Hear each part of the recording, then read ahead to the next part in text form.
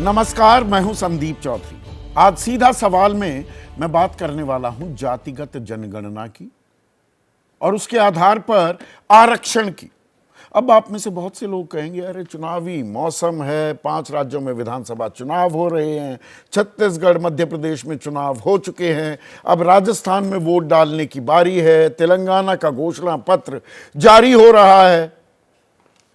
इतनी राजनीतिक आपाधापी में यह जातिगत जनगणना के पीछे क्यों पड़े हुए हो? क्योंकि दरअसल जातिगत जनगणना एक ऐसा मुद्दा है जिसकी छाप, जिसकी गूंज ना सिर्फ इन विधानसभा चुनाव में सुनाई दे रही है, लेकिन अब यह बड़ा मुद्दा बनता दिखाई दे रहा है 2024 के लिए, लोकसभा चुनाव के लिए। और यह बात मैं क्यों कह रहा हूं? क्योंकि कई धाराएं एक साथ बहती दिख रही हैं और इसमें एक बड़ी धारा बन गई है महाराष्ट्र में। इन 5 राज्यों से, राजस्थान, मध्य प्रदेश, छत्तीसगढ़, तेलंगाना और मिजोरम से अलहदा, वहां मराठा आरक्षण की मांग लगातार जोर पकड़ रही थी। किसी तरह से उसे मैनेज कर रही है सरकार, मना रही है आंदोलनकारियों को। लेकिन अब उसमें जातिगत जनगणना का पेंच भी आ गया है। और पेच किसने डाला है? नए नए एनडीए में आए एनसीपी अजित पवार गुट ने, उनके बड़े नेता, कद्दावर नेता छगन भुजबल ने। अब हुआ क्या? महाराष्ट्र के जालना में एल्गार परिषद की एक रैली हुई और इस रैली में छगन भुजबल कैबिनेट की बैठक छोड़कर, कैबिनेट की मीटिंग छोड़कर पहुंच गए शिरकत करने के लिए। और वहां उन्होंने क्या कहा कि देखिए, ओबीसी के साथ मराठा आरक्षण को ना जोड़िए, उनको ओबीसी का दर्जा मत दीजिए। यह अपने आप में राजनीतिक लिहाज से एक विस्फोटक खबर है। और जो महायुति बनी हुई है, वहां जो साझा सरकार चल रही है, बीजेपी, शिवसेना, एकनाथ शिंदे गुट और एनसीपी अजित पवार गुट, ना सिर्फ उस पर असर पड़ता है बल्कि लोकसभा चुनाव पर भी। और यहीं पर एक और बड़ी घोषणा कर दी छगन भुजबल ने। उन्होंने कहा कि जातिगत जनगणना कराने का समय आ गया है, यह सही वक्त है। अब यहां पर एक फर्क समझ लीजिएगा तो आप इस चर्चा की जो बारीकियां हैं, जो महीनताएं हैं, वो समझ पाएंगे। जातिगत जनगणना कराना अख्तियार है, अधिकार है, हक है केंद्र सरकार का। केंद्र सरकार ने साफ कर दिया है, अभी कोरोना के चलते, उस संकट, संक्रमण, आफत, आपातकाल के चलते जनगणना जो 2021 में शुरू होनी थी वो नहीं हो पाई। अब वो शुरू होगी मई 2024 के बाद, यानी कि लोकसभा चुनाव के बाद। और 2018 तक जहां केंद्र सरकार, खास बीजेपी, पैरवी करती दिखाई दे रही थी जातिगत जनगणना की, वो यू टर्न ले गई कि सामाजिक अनरेस्ट हो जाएगा, ताना बाना उधड़ जाएगा, बिखर जाएगा, खाई और चौड़ी होने लगेगी समाज में, जातियों के बीच। नहीं करानी।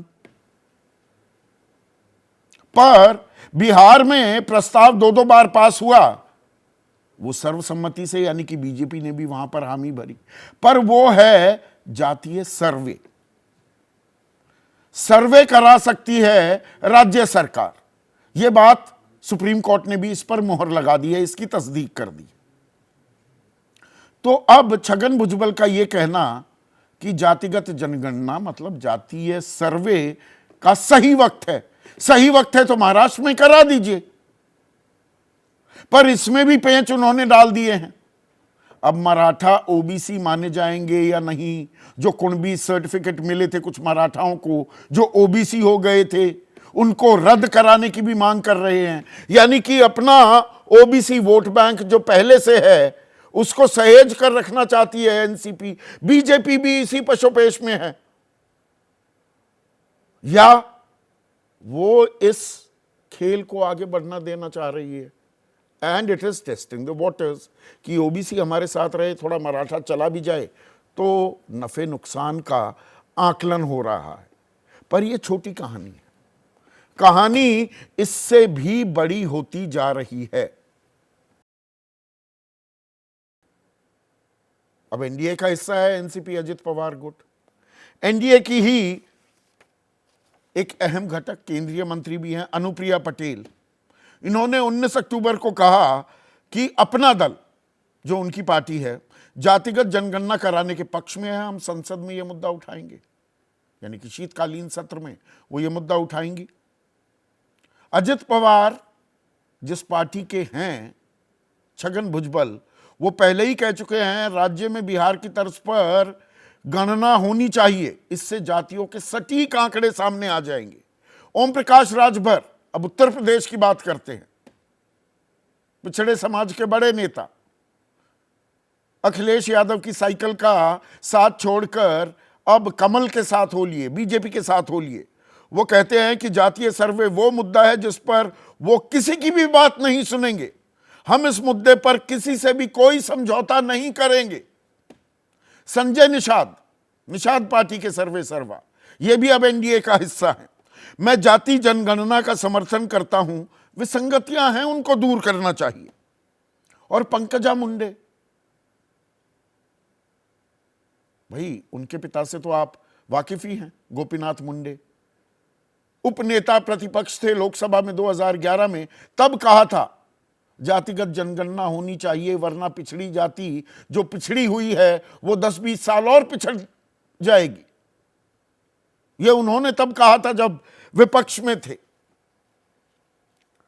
अब सरकार तो ये कह रही है कि हम जातिगत जनगणना नहीं कराएंगे, पर उसमें भी अब हल्के हल्के नुआंसेस आने लगे। और वो नुआंसेस कैसे आए? अमित शाह ने बयान दिया है हाल फिलहाल में कि वो वोटों की राजनीति नहीं करते हैं, यानी कि बीजेपी वोटों की राजनीति नहीं करती, ये तो विपक्षी है, वोटों की राजनीति करता है। सभी से चर्चा कर जो उचित निर्णय होगा वो जरूर हम करेंगे और बताएंगे, लेकिन इसके आधार पर चुनाव की नैया पार लगाना ठीक नहीं है। तो ये भी मान रहे हैं चुनावी नैया पार भी लग सकती है इसके चलते विपक्ष की, पर यह ठीक नहीं है। और बीजेपी ने कभी इसका विरोध नहीं किया। केंद्र में बीजेपी की सरकार है, तो जातिगत जनगणना करा लीजिए, पर बहुत सोच समझकर निर्णय करना पड़ता है, उचित समय पर बताएंगे। अब इसकी पृष्ठभूमि भी बता दूं। यह बयान इसी महीने आया तो 2 नवंबर को, आज से 16 दिन पहले एक हाई लेवल मीटिंग भी हुई थी, जिसमें अमित शाह, पार्टी अध्यक्ष, राष्ट्रीय अध्यक्ष जेपी नड्डा, बीजेपी शासित राज्यों के मुख्यमंत्री, उप मुख्यमंत्री, राज्य बीजेपी अध्यक्ष, विधानमंडल के नेता भी आए। इसे होमवर्क माना जा रहा है, सबके मन की थाह ली जा रही है। और उधर जिन्होंने ये मुद्दा छेड़ा है, राष्ट्रीय पटल पर लाकर रख दिया, नीतीश कुमार, उन्होंने तो बाकायदा आरक्षण का ऐलान भी कर दिया। 65% आरक्षण जमा 10% इकोनॉमिकली वीकर सेक्शन के लिए, तो 75% आरक्षण की बात कर दी है। अब वो राज्यपाल से कह रहे हैं कि भैया हमने तो विधानसभा में पारित कर दिया, तो अब संस्तुति कर दीजिए, आरक्षण तत्काल लागू कर देंगे। पर अभी राज्यपाल उस पर बैठे हुए हैं। तो नीतीश कुमार क्या कह रहे हैं कि हमने तो 9 पार्टियों की सहमति से यह फैसला लिया, केंद्र सरकार से भी मिले थे, लेकिन वो तैयार नहीं हुए, तो अपने खर्च पर हमने ये जातीय सर्वे करा दिया, रिपोर्ट सार्वजनिक कर दी, कानून भी बना दिया। अब हम चाहते हैं कि केंद्र भी जातिगत जनगणना करे। तो यह मंडल कार्ड और मंडलीकरण बीजेपी का भी हो चुका है, उसका भी एक अच्छा खासा वोट बैंक है, पर इसमें यह सेंधमारी होगी, बीजेपी के लिए चिंता का सबब है, गले की हड्डी बनी हुई है क्या? और आने वाले दिनों में क्या हम दरअसल जातिगत जनगणना की तरफ जाते दिखेंगे क्या? यही है आज का सीधा सवाल। और आज सीधा सवाल क्या है? जातिगत जनगणना पर आर पार किसके साथ है सरकार? केंद्र सरकार भी, राज्य सरकार भी। भाई महाराष्ट्र सरकार कह रही है होनी चाहिए, आपकी सरकार है, करा लीजिए। और जातीय सर्वे जरूरी, कराने में क्या मजबूरी? अब वोट बैंक किसका कितना साधा जाएगा, या कितनी सेंधमारी होगी, या कितनी लामबंदी होगी, उसका आकलन लगातार किया जा रहा है क्या? चर्चा में मेरे साथ एनसीपी अजित पवार गुट के महासचिव और मुख्य प्रवक्ता बृजमोहन श्रीवास्तव, एनडीए के ही दूसरे घटक एलजेपी रामविलास पासवान गुट के नेशनल वाइस प्रेसिडेंट और मुख्य प्रवक्ता AK वाजपेयी, जेडीयू के राष्ट्रीय प्रवक्ता, उन्होंने ये कार्ड खेला है, अगर मैं ये शब्द इस्तेमाल करूं, उनके युवा चेहरा हैं अभिषेक झा, कांग्रेस की राष्ट्रीय प्रवक्ता साधना भारती और समाजशास्त्री प्रोफेसर बद्री नारायण, और वो इस मसले पर काफी कुछ काम कर रहे हैं, अध्ययन कर रहे हैं और आर्टिकल्स भी लिख रहे हैं। तो जातीय सर्वे, मैं जातिगत जनगणना की बात अभी नहीं कर रहा हूं, जातीय सर्वे होना चाहिए। बृजमोहन श्रीवास्तव, अजित पवार भी कह रहे हैं और छगन भुजबल भी। सरकार तो आपकी है महाराष्ट्र में, तो कब करा रहे हैं जातीय सर्वे? संदीप जी देखिए कि इस मामले में जैसा आपने हमारे दोनों आदरणीय नेताओं का उल्लेख किया है, हम लोगों का स्पष्ट इस मामले में मत है कि जातीय सर्वे होना चाहिए। और उसके लिए जिस प्रकार से बिहार में जातीय सर्वे हुआ है, उसकी जानकारी भी राज्य सरकार ने बुलवाई है, और उसके आधार पर निश्चित रूप से मुझे ऐसा लगता है कि आने वाले दिनों में हमारी सरकार कोई फैसला पक्के तौर से लेगी। तो बिहार मॉडल को फॉलो करेंगे सर्वे? बृजमोहन भाई, बिहार मॉडल को फॉलो करेंगे? बिहार मॉडल नहीं, उसको देखेंगे और उस पर जो अच्छी चीजें हैं उनको अडॉप्ट करेंगे, और अगर उसमें कोई नई चीजें और जोड़ी जा सकती हैं उनको जोड़ के उस सर्वे को और बेहतर बनाने की कोशिश की जाएगी, और बेहतर बनाएंगे। पर बिहार के मॉडल को तो दत्ता बता रही थी बीजेपी कि ये तो जी यादवों की तादाद ज्यादा दिखा दी, मुसलमानों की ज्यादा दिखा दी, ये तो अपनी मलाई काट रहे हैं, लालू प्रसाद यादव ने खेला कर दिया। अब उसी की तर्ज पर आप जातीय सर्वे कराना चाहते हैं? थोड़ी कंफ्यूजन है क्या एनडीए में इसे लेकर? देखिए, नहीं संदीप भाई, कोई एनडीए में कोई कंफ्यूजन नहीं है। जो आंकड़े इकट्ठे किए गए उसमें यदि पक्षपात किया गया है तो उसको तो कहा जाएगा ना। अच्छा। लेकिन सर्वे तो जरूरी है। और आप तो देखिए कि इसके पहले तो बल्कि मैं कहता हूं कि एनडीए हमारी इससे बेहतर इसके पहले फैसला ले चुकी है। 2 अक्टूबर 2017 को रोहिणी आयोग का गठन किया है केंद्र सरकार ने। 2018 में तत्कालीन गृह मंत्री थे, तत्कालीन गृह मंत्री राजनाथ सिंह उस वक्त गृह मंत्री थे, कहा था हम तो जातिगत जनगणना कराएंगे, फिर उस पर यू टर्न ले लिया। रोहिणी आयोग की भी 13 एक्सटेंशन हो चुकी हैं, रिपोर्ट सार्वजनिक नहीं की जा रही है। पर रिपोर्ट सबमिट हो चुकी है आदरणीय राष्ट्रपति की मुहिम के पास। रिपोर्ट दी जा चुकी है, सार्वजनिक भी हो जाएगी जब रिपोर्ट दी है तो। पर मैं ये कहना चाहता हूं कि हमारी एनडीए इस मामले में बेहतर तरीके से, बीजेपी तैयार है तरीके से, तो महाराष्ट्र में सरकार आपकी, जिससे तो किस बात का इंतजार? करा दीजिए। नहीं, जैसा मैंने आपसे कहा कि इस मामले में हमारी राज्य सरकार गंभीर है, और आदरणीय एकनाथ शिंदे के नेतृत्व में निश्चित रूप से इस मामले में एक ऐसा सकारात्मक फैसला होगा जिसमें कि जो अभी पिछड़ा वर्ग को जो आरक्षण मिल रहा है उससे अलग हटकर भी हम लोगों को आरक्षण दे पाए। अभी तो मराठा आरक्षण ही नहीं संभाल पा रहे हैं, उसमें टाइम बाय कर रहे हैं। मराठा आरक्षण में भी टाइम बाय कर रहे हैं कि थोड़ा वक्त और दे दो, कुछ करेंगे। छगन भुजबल कह रहे हैं नहीं जी, ओबीसी में आरक्षण थोड़ा मिल जाएगा मराठों को, ऐसे कैसे दे दोगे? वो तो कह रहे हैं कुणबी, जो मराठा जो कुणबी थे और वो ओबीसी कैटेगरी में आ गए, उनके सर्टिफिकेट भी रद्द करो। महाराष्ट्र में तो और भी पेंच है, गलत तो नहीं कह रहा हूं। स्पष्ट कर दूं, नहीं कोई पेंच नहीं है। वो 2 हिस्सों में, पहले जो निजाम शाही के दौर में जिन मराठों को कुणबी के रूप में चिन्हित किया गया था, सबसे पहले उसको टेकअप किया है। और चूंकि उसका पूरा जो रिकॉर्ड है वो 2-3 भाषाओं में है, और वो रिकॉर्ड हैदराबाद में है, क्योंकि निजामशाही हैदराबाद से संचालित होती थी, तो उन सारे रिकॉर्ड्स को, सारी जानकारियों को एकत्रित करने में समय लग रहा है, लेकिन उसको भी वो अब अंतिम चरण में है। और उसमें जो राज्य शासन ने समय मांगा था, वो वहां पे हमारे आदरणीय मराठा के जो नेता हैं, उन सारे लोगों ने उसको समय दिया है, उसमें भी फैसला होगा। मैं आपसे कहना चाहता हूं कि यह राष्ट्रवादी कांग्रेस पार्टी के लिए भी और एनडीए के सारे घटकों के लिए भी ये सचमुच मुद्दा चुनाव से जुड़ा हुआ नहीं है। ये हम सब लोग इस बात को मानते हैं कि ये हम बहुत मासूम है, दायित्व है, सामाजिक दायित्व है, जनता हाँ सामाजिक दायित्व है, तो निर्वाह क्यों नहीं कर रहे? मासूमियत उसी के लिए, देखिए ना, उसी के लिए प्रयास चल रहा है, क्योंकि सामाजिक दायित्व है। और इसको जो हमारे राष्ट्रीय नेता आदरणीय नरेंद्र मोदी जी, आदरणीय अजीत दादा पवार, आदरणीय प्रफुल्ल पटेल साहब इस जिम्मेदारी को समझते हैं, और उसी को ध्यान में रखते हुए मैं पूरे विश्वास के साथ कहना चाहता हूं, मतलब विपक्ष जो करा रहा है, इस पे किसी का भी हक नहीं छीनेगा। विपक्ष जातीय सर्वे करा रहा है। चारों मैनिफेस्टो जो आए हैं, तेलंगाना, छत्तीसगढ़, मध्य प्रदेश और राजस्थान, कांग्रेस कह रही है जातीय सर्वे हम कराएंगे, सरकार हमारी बन जाती है, तो वो कराने को तैयार हैं, आप कहने को तैयार नहीं, और वो राजनीति कर रहे हैं, आप समाज सेवा करेंगे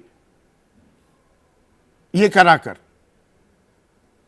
संदीप जी देखिए कि जो INDI के साथी जो कह रहे हैं, उसमें हमको ये देखना पड़ेगा कि उनका मुद्दा नियत से जुड़ा हुआ है। अच्छा। वो इसको वोट की राजनीति से जोड़ के देख रहे हैं। वो क्या बोल रहे हैं कि अगर आप हमें जिताओ तो हम ये करेंगे। हम कह रहे हैं नहीं, ये हमारा सामूहिक दायित्व है, हम इसको चुनाव की राजनीति से नहीं देखते। कहीं इसके चलते हार ना जाए, मतलब वो जिताओ कि आपको हार की कोई आशंका नहीं है,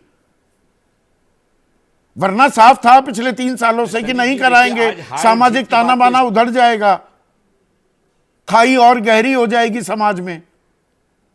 संदीप जी मैं सोचता हूं शायद ऐसा नहीं है। बहुत सारे फैसले प्राथमिकता के आधार पे होते हैं। आज इसकी प्राथमिकता महसूस हो रही है, समाज में इस पे चर्चा है, आम आदमी इस मुद्दे पे चाहता है कि कुछ हो, तो आज उसको प्राथमिकता दी जा रही है। तो इसको पिछले किसी निर्णय से जोड़ना या इसको किसी चुनावी राजनीति से जोड़ना, मैं सोचता हूं ये बिल्कुल मैं इससे असहमत हूं। फिर वही कहूंगा, वो दर्शक तय कर लेंगे। दर्शक इतने ना मासूम होते हैं, ना इतने नादान होते हैं। जातीय सर्वे होना चाहिए राज्यों में भी। एक वाजपेयी, ये भी गंभीर समस्या है इसमें। फेडरल स्ट्रक्चर कहोगे तो फिर अधिकार क्या है राज्यों को और सेंटर को क्या है, इसमें भी दिक्कत आती है। सुप्रीम कोर्ट ने कहा जातीय सर्वे करा सकते हैं। क्यों क्लैश करती हैं?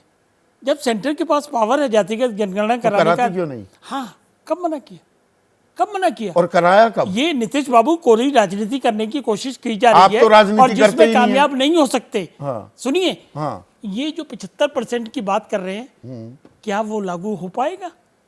या जिन राज्यों में इस तरह के प्रयास हुए कहीं लागू हुए, सिवाय तमिलनाडु को छोड़ के? महाराष्ट्र, कर्नाटका, वो भी 9 शेड्यूल में आया, और 9 शेड्यूल में भी अब बदलाव हो सकता है 2008 के जजमेंट के बाद। वेरी गुड, अभी तक तो नहीं हुआ। हाँ, पर उस पर भी दोबारा चैलेंज किया जा सकता है 2008 के बाद की 9 शेड्यूल की परिभाषा ये है कि it is not open to judicial scrutiny. पर 2008 के वर्डिक्ट के बाद वहां भी स्क्रूटनी हो सकती है। अरे वेरी करेक्ट, लेकिन 9 शेड्यूल को पहले यही डिबेट करनी कि 9 शेड्यूल में जो पार्टी गया उसको आप छेड़ सकते हो कि नहीं छेड़ सकते। तो अभी तक आंसर है नो। ऑलरेडी सुप्रीम कोर्ट की जजमेंट है। लेकिन तो ये 75% आरक्षण पे आपने जो सवाल उठाया, तो ये इंदिरा साहनी जजमेंट 1992 की, उसमें तो 50% की वो लक्ष्मण रेखा 49.5% की, very correct, to be precise, तो वो 10% आपने economical weaker section very correct. बहुत बढ़िया क्वेश्चन है। आप करें ना ऐसे नहीं ना, ऐसे तो वही रासलीला कैरेक्टर डीलर वाला चक्कर हो जाता है। आप करें सेवा। नहीं भाई नहीं, ये इंदिरा साहनी की जजमेंट 9 जजेस की जजमेंट है कॉन्स्टिट्यूशनल बेंच की, फुल कॉन्स्टिट्यूशनल बेंच। उसमें उन्होंने सीलिंग बना दी। अब ये जब इस सरकार ने EWS 10% का किया, तो वो जजमेंट आई 5 जजेस के सामने। तो 5 जजेस 9 जजेस का फैसले को ओवररूल नहीं कर सकते हैं। 5 जजेस ने क्या डिसाइड किया कि हाँ जी हाँ, आप इस कैटेगरी का कर सकते हो EWS में, तो वो भी अभी पे चटका हुआ है, और इसीलिए अभी सारे राज्यों ने लागू नहीं किया है, with all respect to you. और तीसरी बात यह है, मतलब केंद्र ने एक इफी लॉ पास कर दिया है। केंद्र की नीयत यह है कि ईडब्ल्यूएस को भी मिलना चाहिए। अब उसके लिए तो रास्ते नियत वही नियत बिहार सरकार की है, कहाँ है? पिछड़ों को मिलना चाहिए, अरे 75% कर नहीं, दिया, नहीं, नहीं। आपने 60% किया। 2007 हरियाणा सरकार ने 3 साल पहले संदीप जी, आप 75% सुनते नहीं लोकल हो। लोगों के नहीं, लिए नहीं। नौकरियों का आरक्षण का ऐलान कर दिया, कल खारिज कर दिया पंजाब हरियाणा हाई कोर्ट ने। आप कर रहे हो तो जवाब तो दो। हम ये कह रहे हैं कि नीतीश बाबू कोरी राजनीति कर रहे हैं। अच्छा 2007 में इन्होंने क्या किया था, दलित और महादलित को कैटेगराइज कर दिया था, पिछड़ा और ईबीसी क्या कर दिया उसके लिए। आज ये वीडियो 2008 में गुजरात अरे, सरकार सुनो, ने भी किया, सुनो सही नहीं, उसी के तहत प्रधानमंत्री मोदी पिछड़ी जाति में आए। बात पूरी नहीं करने, इसी में वीडियो चल रहा है। वो नए शिक्षक अपॉइंट किए उन्होंने बिहार में, वो ज्वाइन करने गया तो वहां खेत पड़ा हुआ, खलिहान पड़ा, कहां ज्वाइन करे। बिहार खाली नारेबाजी से काम चलने वाला नहीं है, जबकि ये हमारा नारा था कि जिसकी जितनी संख्या बारी उसकी उतनी तो हिस्सेदारी। ये अनुप्रिया पटेल, ओम प्रकाश राजभर, संजय निषाद, हम भी आप भी ऑन रिकॉर्ड हम भी जातिगत जनगणना हम होनी भी, चाहिए, केंद्र ये- सरकार कराए, हम उससे भी आगे निकल गए। केंद्र सरकार कराए। बिल्कुल हम उससे भी आगे कह रहे हैं। तो अभी तो वो शुरू ही नहीं हुई है जनगणना, वो तो हो जाएगी, उसमें तो उसमें जातिगत जनगणना आनी चाहिए। बिल्कुल आनी चाहिए, 100% आनी चाहिए। और उसके आगे हम क्या कह रहे हैं, तो क्या हम है ये मजबूरी कि हाँ नहीं करती बीजेपी? ना कब किया, हाँ ना कब नहीं, किया? ना कब किया। हाँ ना अभी करने का अमित शाह मतलब जी- होता है कि ना कर दिया। नहीं नहीं नहीं नहीं, अमित शाह जी ने पब्लिकली स्टेटमेंट दी। ये तो अब दी है। हाँ, इससे पर पहले नित्यानंद प्रधानमंत्री राय कहते से थे। लेकर गृह राज्य मंत्री से लेकर तमाम मंत्री कह चुके हैं कि हम नहीं कराएंगे। प्रधानमंत्री जी की स्टेटमेंट भूल गए आपके, जब नीतीश बाबू तेजस्वी यादव वर्मा डेलीगेशन लेके उनसे मिलके आए थे और नीतीश बाबू ने बाहर आके प्रेस में कहा कि प्रधानमंत्री जी ने जातिगत जनगणना कराने से इनकार नहीं किया है। हाँ कहाँ किया? तो हम कहा तो है? अरे भाई कब कराएंगे, ये सवाल आप पूछ सकते हो कि कब तो कराएंगे? वही तो पूछ रहा हूं। तो वो कराने का सरकार का जिम्मा है। सरकार ने अपनी कमिटमेंट दिखा दी, सरकार ने अपनी डिक्लेरेशन दे दी। अब आज कराएंगे, 2 दिन बाद कराएंगे, वो सरकार को डिसाइड करने दीजिए। क्या चुनाव के दौरान जातिगत जनगणना हो जाएगी? क्या नहीं हो सकती, आंसर ये। तो लेट देम डिसाइड। लेकिन उनकी नीयत बड़ी साफ है। लेकिन हम इसके साथ एक बात और करें प्लीज, तो खाली जातिगत जनगणना नहीं, जातीय सर्वे की खाली- बात कांग्रेस चारों राज्यों में अपने घोषणा संदीप पत्र में जी, लिख रही ऐसे है। नहीं होगी बीजेपी बहस। लिख दे, राज्यों ऐसे में तो नहीं होगी घोषणा पत्र, बहस। हम संकल्प पत्र जारी कर रही है ना। हमारी बात ये सुनिए, हम ये कह रहे हैं जातिगत जनगणना खाली से काम नहीं चलेगा, हिस्सेदारी चाहिए, तो हिस्सेदारी। हिस्सेदारी तभी तो हो पाएगी, नहीं तो 993 ऐसी जातियां हैं पिछड़ी जातियों में जिनको आरक्षण मिला हुआ है, उनको 2.86% दाखिले और नौकरी मिली है। 923 ऐसी जातियां हैं, एक भी नौकरी नहीं, एक भी दाखिला अरे नहीं। 4,76,343 जातियां हैं टोटल, प्लीज। हाँ किसको क्या मिला? ना इसमें 3700 हैं ये पिछड़ी जातियां, जो डाटा के हिसाब से ना पिछड़ी- 3700 टोटल जाति में बता रहा हूं। टोटल जाति की बात नहीं कर मैं रहा हूं, टोटल पिछड़ी की बात जातियों की बात हाँ, कर रहा टोटल की बात हूं। कर रहा उसमें मैंने लगभग 1900 जातियों का आंकड़ा अरे दिया एक है बात आपको। सुनिए ना, मंडल कमीशन कौन लेके आया? हम लेके आए। वीपी सिंह की सरकार थी, रामविलास पासवान जी उसमें वेलफेयर मिनिस्टर थे, और हम लेके आए और हमने लागू किया। देखिए जातिगत जनगणना हो या ना हो, हम में तब बीजेपी नहीं थी, बीजेपी की उस बात- वक्त भी इसके खिलाफ हम थी। सच्चाई, तभी कांग्रेस इसके खिलाफ मंडल थी। की राजनीति कांग्रेस चली भी थी। इसके खिलाफ थी, कांग्रेस हाँ। लाई नहीं कभी भी। और हम लेके आए, जैसे ही हमने टेक्निकल नहीं किया कि जातिगत जनगणना है कि नहीं है, होगी कि करना नहीं। पड़ा हमने है फौरन क्योंकि लागू कर दिया। जातिगत जनगणना राज्यों का अख्तियार नहीं है, वो केंद्र सरकार करा सकती है, संदीप जातीय सर्वे करा सकते एक हैं। सवाल का जवाब देते हैं। अभी तक जिन राज्यों ने डेवलपरी तो मतलब आप जातिगत जनगणना के पक्ष में हैं ना? 100% नहीं, 200%। मई 2024 में होनी चाहिए जातिगत जनगणना। जितनी जल्दी हो उतनी जल्दी होनी चाहिए, जितनी जल्दी होनी चाहिए उतनी जल्दी करनी चाहिए सरकार। साधना भारती, आप कर रही हैं राजनीति, राजनीतिक मंचा से अपनी नैया पार लगाने के लिए ये झुंझुना, ये शगुफा आप लेकर आए हैं। समाज के उत्थान की कोई नियत नहीं है, ये यहां पर आप पर आरोप लग रहा है। देखिए, मैं ये कहूंगी आदरणीय संदीप जी, परम आदरणीय A.K. वाजपेयी जी हैं यहाँ, उनसे कहूंगी हाँ ना के जुमलों में अब ओबीसी समाज नहीं आएगा। और 2024 में आप देख लीजिए कि कैसे सत्ता से सड़क तक हम लोग पहुंचाएंगे। और हम लोग इसलिए बोल रही हूँ मैं, क्योंकि कांग्रेस की राष्ट्र प्रवक्ता होने के साथ साथ भारतीय ओबीसी महासभा की मुख्य संयोजक हूं। बार बार ये बात की जाती है करवाएंगे, भैया आप मुंगेरी लाल के हसीन सपने कब तक दिखाते रहेंगे? और ये बात कह रहे हैं कि हाँ नहीं कहा, ना नहीं कहा। अरे 2018 के अंदर लगातार राजनाथ सिंह जी ने जाकर रैलियों में कहा कि जब हम सत्ता में आएंगे तो जातिगत जनगणना सबसे पहले कराएंगे। बाद में आप एफिडेविट देकर उसको मना करने का काम करते हैं। और उसके बाद मोदी जी हर रैली में ये कहते थे कि मैं पिछड़े वर्ग का बेटा हूं। चाहे वो बात सच हो कि जन्मजात ओबीसी नहीं है मोदी जी, उन्होंने अपनी अगड़ी जाति को गुजरात के मुख्यमंत्री बनने के बाद पिछड़े वर्ग की सूची में शामिल कराने का काम किया। क्या कारण था? कारण स्पष्ट था कि हर चुनाव में उन्हें ओबीसी वोट का फायदा चाहिए था। तो राजनीति कौन कर रहा है? और लगातार निजीकरण कर रहे हैं जिस तरह हर चीजों का, तो निजीकरण करने से सतह आरक्षण समाप्त हो जाएगा ना रहेगा बांस और ना बजेगी बांसुरी। फिर आप लेके चलते रहिएगा और झुंझुना थमाते रहिएगा ओबीसी समाज के लोगों को कि जितनी जिसकी संख्या भारी उतनी उसकी भागीदारी, जितनी जिसकी संख्या भारी उतनी उसकी हिस्सेदारी। अरे हम ये कह रहे हैं कि पहले जो भी हुआ हो, आप मंडल की बात करें तो मैं तो कह रही हूँ जिस दिन कमंडल से मंडल बाहर आएगा उसी दिन भाजपा का सत्ता से सुपड़ा साफ हो जाएगा। इसीलिए भाजपा तो कमंडल सेंधमारी का ही खेल है ना कि पिछड़ी जातियों में बीजेपी ने अपनी हिस्सेदारी लगातार बढ़ा ली। 1996 के चुनाव में जहां 19% ओबीसी ने बीजेपी को वोट किया, 2019 आते आते वो 44% हो गया। ये सेंधमारी का खेल है क्या? ये सेंधमारी का खेल नहीं है, ये हिस्सेदारी और अधिकारों की लड़ाई है, ये सामाजिक न्याय की लड़ाई है। आदरणीय संदीप जी, हम ये कह रहे हैं कि हमारी जितनी संख्या है हमारे सहित यानी पिछड़े वर्ग सहित सर्व समाज को दे दीजिए ना। न्यायपालिका में, कार्यपालिका में, विधायिका में, मीडिया में, प्राइवेट जगहों पर सभी जगह हिस्सेदारी दीजिए। इसमें क्या सेंधमारी है? हम तो कह रहे हैं जितनी हमारी संख्या है भाई, 1931 के आधार पर अगर आप मानेंगे तब भी 50% से ज्यादा ही है ना। तो फिर क्यों सेक्रेटरीज में से 90 में से 3 ही ओबीसी बनाए जाते हैं? तो ये सेंधमारी कहाँ है? ये तो ये बात हो गई 100 रोटियों में से आप कह रहे हैं 50 लोगों को कि भैया 50 लोग तो खाएंगे, 50 क्यों 50.5 लोग खाएंगे कितनी रोटियां? 85 रोटियां। और 15 में कह रहे हैं आप 49.5 को खाने के लिए। तो छीनेंगे नहीं, मांगेंगे नहीं, लड़ेंगे नहीं, क्या करेंगे आप बताइए? तो इसके लिए क्या आंदोलन करना गलत है? इसके लिए सड़क पर उतरना गलत है? हम तो अधिकार मांगते हैं। चुनाव आते आते ही याद आया ना सवाल, वहां मंशा का सवाल उठ जाता है ना।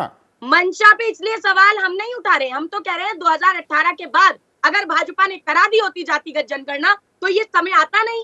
आप इसे राजनीति आपने का मतलब यूपीए की सरकार ने 2011 में सोशियो इकोनॉमिक यानी कि सामाजिक आर्थिक एक सर्वे कराया था, सार्वजनिक क्यों नहीं किया?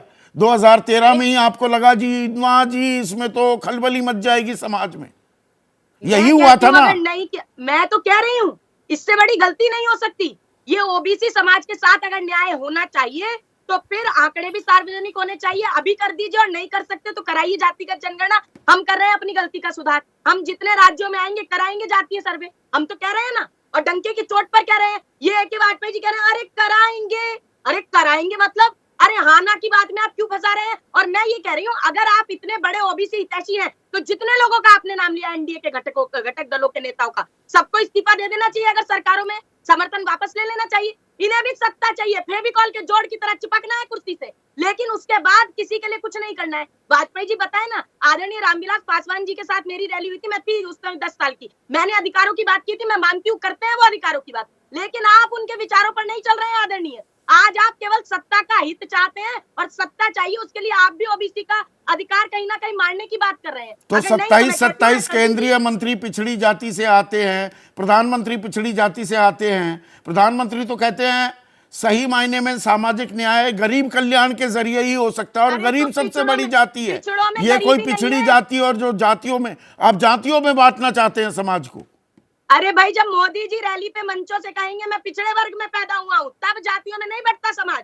लेकिन अगर राहुल गांधी जी ने कह दिया कि 90 में से 3 ही ओबीसी क्यों, हमें संख्या के अनुपात में होना चाहिए और जातिगत जनगणना कराना समय की मांग रही है और आज होनी चाहिए। और जब कोई आगे बढ़कर स्टेप उठा रहा है तो इन्हें बड़ी दिक्कत है। और दूसरी बात, आप किन मंत्रियों की बात कर रहे हैं? मैं तो डंके की चोट पर कह रही हूँ आपके इस डिबेट के शो के माध्यम से जितने लोग सुन रहे हैं, मैं बड़ी जवाबदारी के साथ ये बात कर रही हूँ। जितने लोग ओबीसी का मत लेकर और बैठ गए हैं भाजपा की जगह सत्ता में, मंत्री, विधायक और सांसद बन गए, जिन्होंने आवाज नहीं उठाने का काम किया ओबीसी अधिकारों के लिए, तो अब ओबीसी जागेंगे और ऐसे जयचंदों को और ऐसे जो ओबीसी के अधिकार खाकर बैठे हैं इनको त्यागने का काम हम 2024 में करके दिखाएंगे। ये मैं आपसे कह रही हूँ।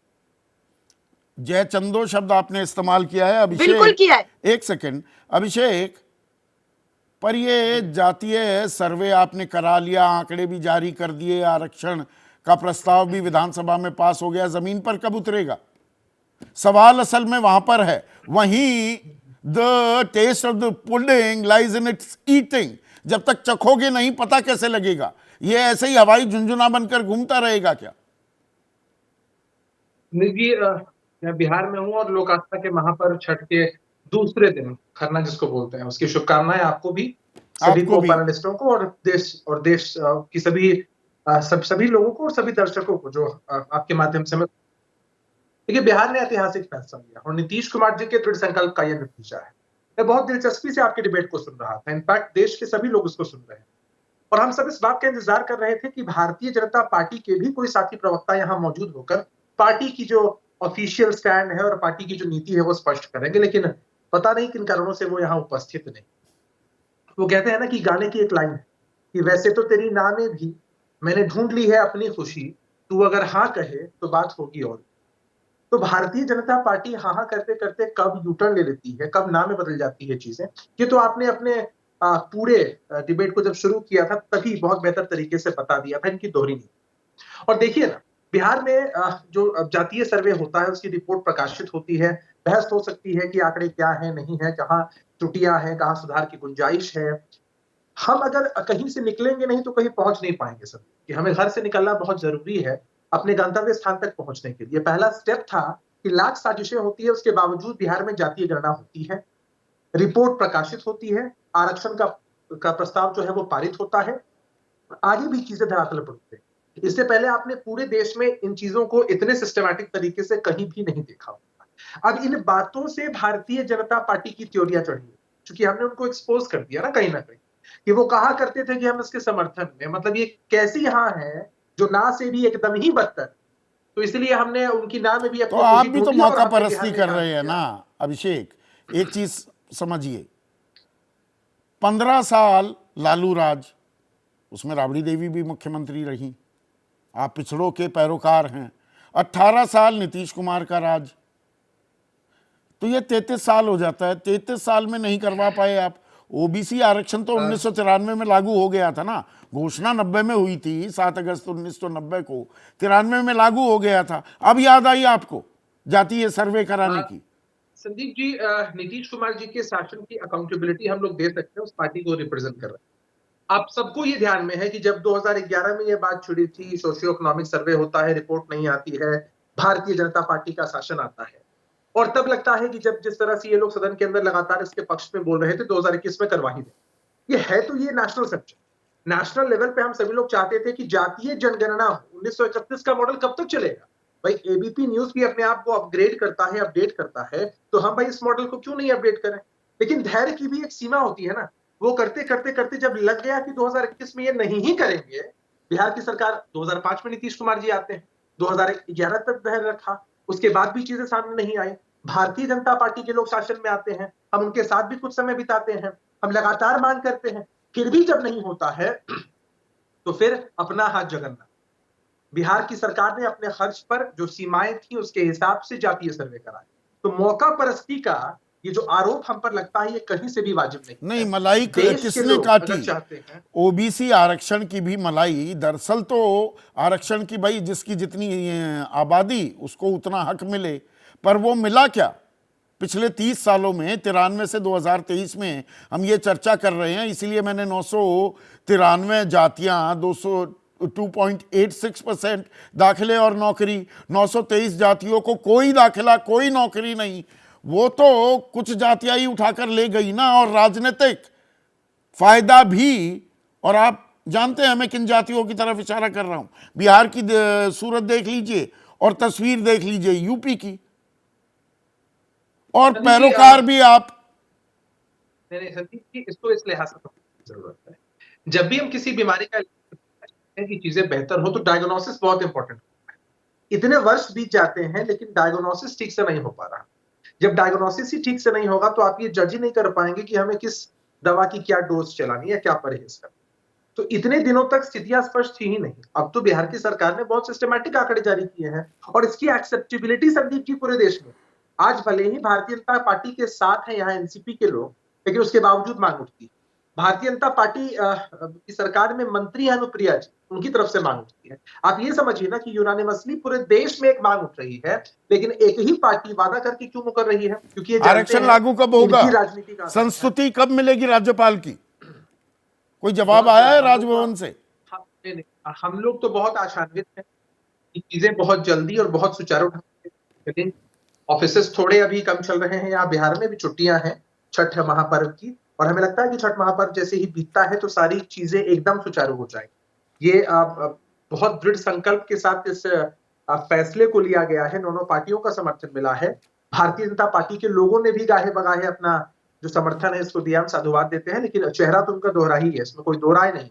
और वाजपेयी साहब यहाँ कितना भी डिफेंड करने की कोशिश करें, डिबेट बहुत अच्छा और बहुत बैलेंस्ड और तब लगता जब आपके माध्यम से भारतीय जनता पार्टी के लोगों की नीति सामने आती और उनका दोहरा चरित्र इसी डिबेट शो पर एक्सपोज होता कि वो चाहते क्या है। हाँ करेंगे, लेकिन इतनी हिम्मत नहीं है कि अपने शासित प्रदेशों में जातीय सर्वे कराएं, देश के स्तर पर जातीय जनगणना कराएं। बात करेंगे कि दो ही जातियां हैं, गरीब और अमीर, लेकिन जब बताना होगा तो यह भी बताएंगे कि ओबीसी समाज से इनके मंत्री परिषद में कितने सदस्य हैं, एमपी कितने हैं, प्रधानमंत्री आते हैं, यहां तक कि इनकी तरफ से जब राष्ट्रपति पद का उम्मीदवार तक बनाया जाता है तो भी उनकी जाति बताते हैं, मार्केटिंग करते हैं, लेकिन जब सही मौका आता है राष्ट्रपति को सम्मान देने का, उस वक्त ये पीछे हट जाते हैं। तो ये कुछ ऐसा ही प्रोफेसर बद्री नारायण, अब चुनावी मौसम है और 2024 के लिए सबसे बड़ा मुद्दा तैयार साफ होता दिख रहा है। ये संदीप जी, मुझे ये लगता है कि ये जो मुद्दा है सचमुच एक बड़ा मुद्दा बनाने की कोशिश चल रही है, और ये नेताओं के को देखते हुए, उनको सुनते हुए बार बार मुझे लगता है गालिब की पंक्ति है कि इस सादगी पे कौन न मर जाए ये खुदा। वो हर क्षण राजनीति करते हैं और कहते हैं नहीं हम राजनीति नहीं करते, ये तो बहुत तो ये और बड़ी बड़ी शब्द में डालते हैं, लेकिन जो पूरा मामला है वो एक पॉलिटिकल है, और दूसरा इसका जो सोशल एस्पेक्ट है वो एक एलीट सर्किल का विस्तार है। यानी जो आपने बहुत अच्छी बात कही कि जो उत्तर प्रदेश में 66 दलित जातियां हैं, जिसमें से सिर्फ 4 दलित जातियां विजिबल हैं या 5, बहुतों को तो अभी जो जनतंत्र के दरवाजे पर भी नहीं पहुंची हैं कि ठकठका के कह सके कि हम यहाँ पर हैं। ऐसे ही बिहार में भी ये जो 55 हैं, ये जो एमबीसीज हैं, ईबीसीज हैं, इनमें बहुत सारी जातियों को लोग जानते ही नहीं है कि वो एग्जिस्ट भी करते हैं, वो ज्योग्राफिकली फिजिकली एग्जिस्ट करते हैं, लेकिन आइडेंटिटी ही नहीं है उनका कोई सोशल वैल्यू नहीं है। तो ऐसे ये क्यों है? तब भी आपने बहुत अच्छी बात कही कि 35 साल के आसपास वहां एक ओबीसी जाति का शासन रहा, का व्यक्ति नेतृत्व करते रहे। क्यों नहीं ये डिस्ट्रीब्यूशन ऑफ रिसोर्सेज हो पाया? क्यों नहीं विजिबिलिटी का डिस्ट्रीब्यूशन हो पाया? क्यों नहीं सिंबॉलिक पावर का डिस्ट्रीब्यूशन इन जातियों तक हो पाया? क्यों नहीं ये जातियां जनतंत्र के दरवाजे पर इंपॉर्टेंट होकर के आई? ये सवाल उन्हें अपने से पूछना चाहिए। दूसरी बात मैं कहना चाहूंगा संदीप जी कि ये जो पूरा मामला है, इसमें अगर आप देखेंगे तो अभी आपने कहा लगभग 1500 जातियां हैं। ये अभी जो रिपोर्ट आने वाला है, जो रिपोर्ट सबमिट हुआ है जो ओबीसी रिजर्वेशन पर, उसमें है कि 1500 जातियों को तो एक बार भी रिजर्वेशन का फायदा नहीं मिला। 1000 जातियों को शायद एक बार मिला है। तो ये बहुत सारा कॉन्ट्रडिक्शन है, और इस बारे में काशीराम तो मतलब ये जरूरी तो है, चिन्हित भी होने चाहिए, तभी टारगेटेड बेनिफिशियरीज तक चीज पहुंच पाएगी, वो दाखिले, वो नौकरी मिल पाएंगे। तो कराने में मजबूरी क्या है अगर जरूरी है तो? ये बीजेपी के लिए भी गले की हड्डी बन गया है क्या? इसीलिए नुआंसेस पर नुआंसेस बीजेपी घुसाए जा रही है इस पूरी चर्चा में। बिल्कुल संदीप, देखिए एक ऐसा ये इशू है ना कि ये जब निकलता है जिन्न की तरह तो कोई इसको रोक नहीं सकता और कोई इसको अंदर भी नहीं ला सकता। ये फैलता जाएगा, लेकिन फैलता जाएगा तो ये हमेशा डिवाइसिव भी होता है। जैसे अभी आपने दिखाया महाराष्ट्र में भुजबल करेंगे नहीं मराठा को निकालो, मराठा कहेगा हमको भी मिले, उसके बाद दूसरा कहे हमको मिले उनको ना मिले, हमको कम मिल रहा है उनको ज्यादा मिल रहा है। तो ये हमेशा वो जो बटधारी की लड़ाई जो होती है उसमें बदल जाती है। और एक जो बड़ी बात है, मैं काशीराम की याद करना चाहता हूँ, मानवर काशीराम जी का। उन्होंने एक बात कही थी, ये जो जिसकी जितनी संख्या भारी, उन्होंने बहुत इस नारे को महत्वपूर्ण बनाया था। लेकिन हुआ क्या, जिसकी जितनी संख्या भारी उसको तो मिल गया, यानी जाटुओं को मिल गया, यादवों को मिल गया, नॉट ऑल, थोड़ा ही मिला है। लेकिन बहुत सारी जातियां जिनकी संख्या छोटी है, ओबीसी में, एनबीसी में, ईबीसी में, उनको कौन पूछेगा? एक नैतिक सवाल है कि जिनके पास संख्या नहीं है इस जनतंत्र में, क्या उनको सुनने वाला कोई है या नहीं है? इसमें ज्यादातर जातियां 1% आधा तो जातीय सर्वे तो चलिए राज्यों की बात हो गई, राज्य करते दिखेंगे, केंद्र पर भी अब दबाव बनेगा। छोटा सा जवाब चाहूंगा कि मई 2024 में अब जनगणना शुरू हो रही है, 2 कॉलम ही तो ऐड करने हैं। बिल्कुल, देखिए दबाव पड़ेगा और वो हो सकता है केंद्र को इस बात को मानना भी पड़े, लेकिन इसके बहुत बड़े सोशल रिपरकशंस होंगे। बहुत इसके परिणाम, जो लोग राजनीतिक हमेशा चीजों को बहुत सिंप्लीफाइड मैनर में देखता है, क्योंकि उसका जो लक्ष्य होता है बहुत इमीडिएट होता है, लेकिन बड़े स्तर पर अगर समाज निर्माण की प्रक्रिया को समझना है संदीप जी, तो ये एक इमीडिएट, उससे तो फायदा देगा, सबको अच्छा भी लगेगा, लेकिन वो एक ऐसी स्थिति भी क्रिएट करेगा जिसको कांस्टेंट रिपेयर एंड करने की जरूरत पड़ेगी। और ये तो दूरगामी परिणाम और असरात भी होंगे। पर देखिए, मंडल कमीशन लागू होना ही वो भी अपने आप में एक विशुद्ध राजनीतिक फैसला था। अपनी राजनीतिक जमीन बचाने के लिए मंडल आयोग को ठंडे बस्ते से निकाल कर लेकर आ गए थे वीपी सिंह। ये भी एक कड़वी हकीकत है, लेकिन उसने राजनीति भी और समाज की पृष्ठभूमि और हिस्सेदारी भी हमेशा के लिए बदल दी थी। तो आने वाला वक्त बड़ा इंटरेस्टिंग रहने वाला है। आप सभी का बहुत बहुत शुक्रिया। लेकिन दर्शकों, आप बने रहिए और आपकी राय क्या है इस बेहद ही गंभीर, संवेदनशील और समाज से जुड़े इस मुद्दे पर, और राजनीति भी इसमें भरपूर हो रही है। आपकी राय साझा करूंगा। बात हो रही है जातिगत जनगणना की और जातीय सर्वे की। यही सबसे बड़ा मुद्दा बनता दिख रहा है क्या? ढेरों राय मिली हमें। लक्ष्मीकांत जांगिड़ हैं टोंक राजस्थान से। वो कहते हैं नौकरियां जो हैं वो काबिलियत पर मिलनी चाहिए, ना कि जातिगत आधार पर। एक और दर्शक है अनिल शर्मा, बहराइच के रहने वाले हैं, उत्तर प्रदेश के हैं। जातिगत जनगणना तार्किक नहीं, सभी जातियों में अमीर गरीब हैं, तो आर्थिक पैमाने पर क्या ये आरक्षण दिया जाना चाहिए? डिबेट बहुत इंटरेस्टिंग है। पर क्या राजनीति ही हावी रहेगी या तार्किक और तथ्यों के आधार पर हम विमर्श भी करने को तैयार हैं? आज इतना ही। नमस्कार।